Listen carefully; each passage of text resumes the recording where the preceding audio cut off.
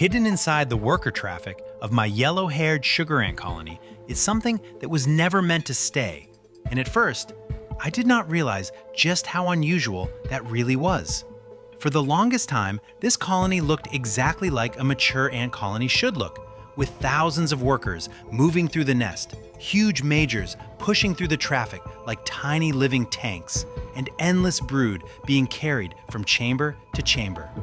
But then, for the first time ever, the colony stopped producing only workers and started producing something completely different. It started producing Alates, winged ants that in nature are not supposed to stay inside the colony forever. Young queens appeared, and the colony would show me something genuinely jaw-dropping about what these queens had become. In nature, this is the moment when part of the colony's future is supposed to leave home.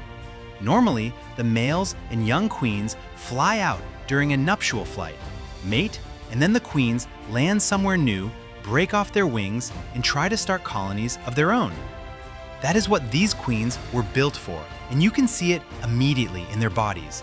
Their thorax is much larger than a worker's because it once carried the flight muscles needed for that one life-changing flight.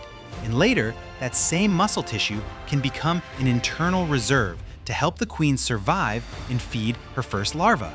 So that larger thorax is not just size, it is proof that this ant was meant to leave. In this colony, they never did. The males eventually disappeared, killed off by the colony, but the young queens stayed behind. They survived inside the colony.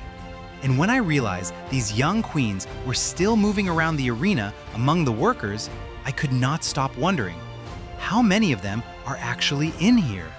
Because once you know what to look for, the entire colony starts to feel different. So I decided to find out.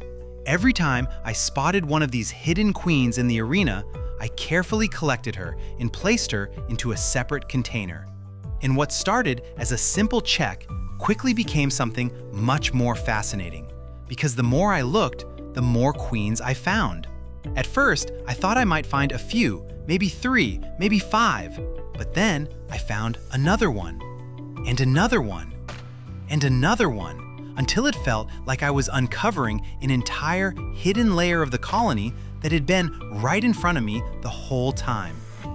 1 queen became 2, 2 became 5, 5 became 10, and by the time I was done searching the arena, I had found over 20 of them.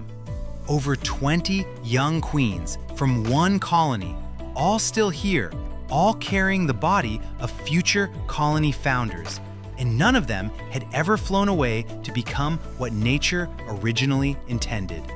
Seeing them together in the separate arena was honestly surreal, because scattered among the workers, they feel like rare sightings, little moments where something seems slightly off.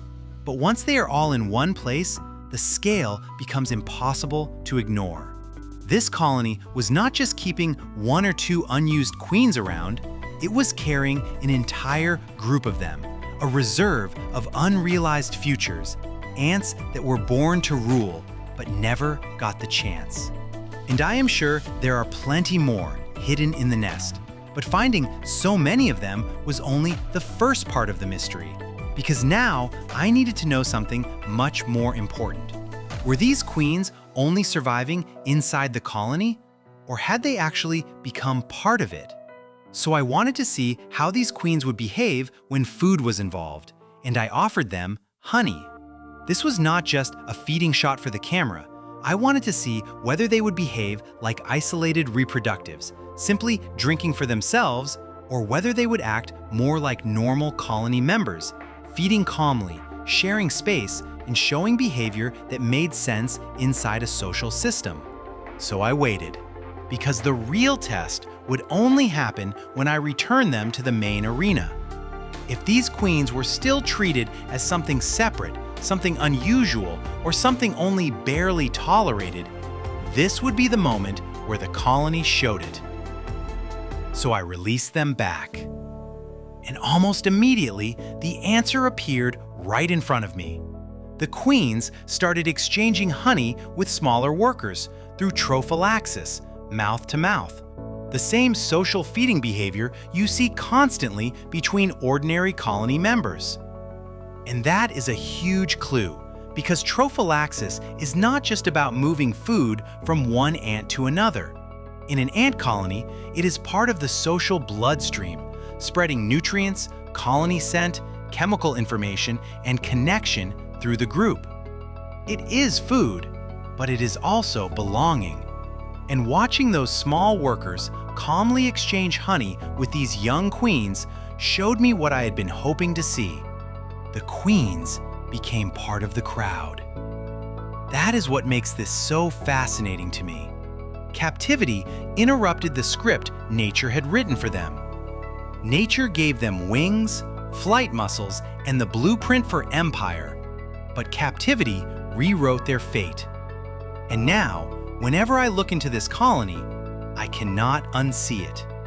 Somewhere in that moving black and gold river are at least 20 hidden queens, slipping between workers, feeding, exchanging food, disappearing into the nest, and blending back into the colony as if this had always been their place. Lost queens of the colony they never left. And if you enjoyed this video, leave a follow and join me on AntSnap, because there is still so much more to come. Other colonies are waiting, new arenas are being built, and an entirely new ant room is about to become part of this journey.